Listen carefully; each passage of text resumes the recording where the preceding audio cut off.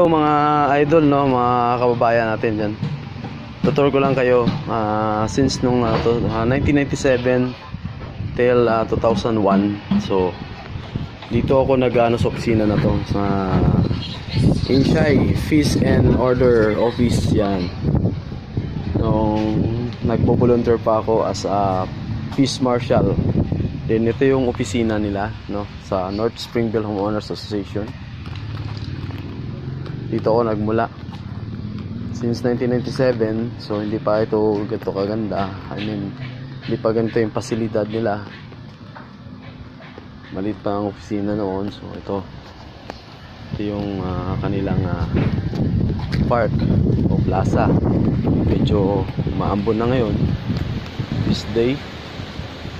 So ito guys, ang plaza na to, hindi ako nagkakamali, itong area na to is playground to. Noon marami ditong mga bata na naglalaro.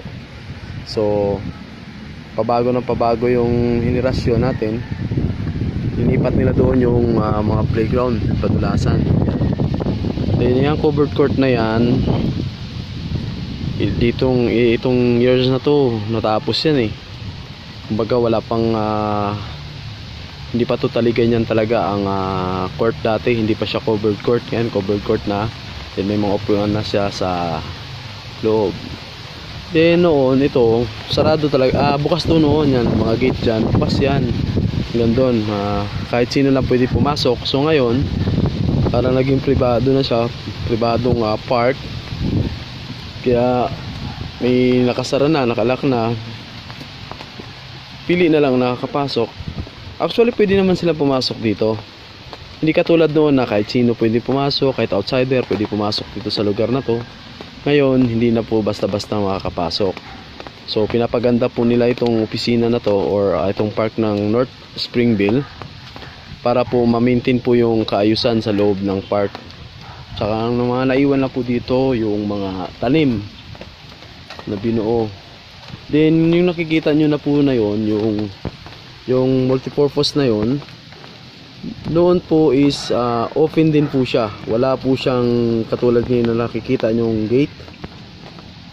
Dahil na po sa vandalism kasi, yung ibang mga tao kasi, mga kabataan na pumapasok dyan, nagsusulat-sulat, nagpipintura. So nasisira po yung image nung multipurpose. So yung multipurpose po na yan, sinarado po yan para po ma-maintain po ang kalinisan sa loob. So hindi lang po natin pwedeng lapitan gawa nung dito sa area ko na kinatatayuan ko ngayon is umuulan. Sumuulan po, no, ngayong hapon na to. Ang oras natin ngayon is 1:14 na ng hapon, Wednesday 11/25/2020. Yan lang pinapakita ko sa inyo. Since 1997 po dito po ako naglingkod ng volunteer Marshal Fish in Order. Ayun, mula na po mga amigo, amiga. Ito yung pahingahan nila if gusto nila magpahangin. So ito yung area, no. Back tayo dun sa opisina, ayun sa Fish in Order Marshal Outpost yan. Dito po ako dati. If meron pong roving or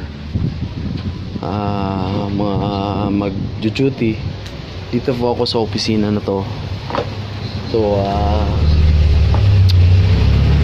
babantay lang ng base o sa radyo to communicate sa ibang barangay station and emergency station. Ayun po mga kaluts.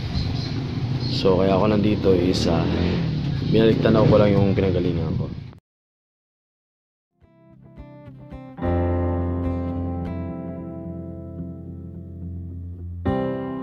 Akala ko ang puso'y napagod na at di na kaya ang mahulog pa.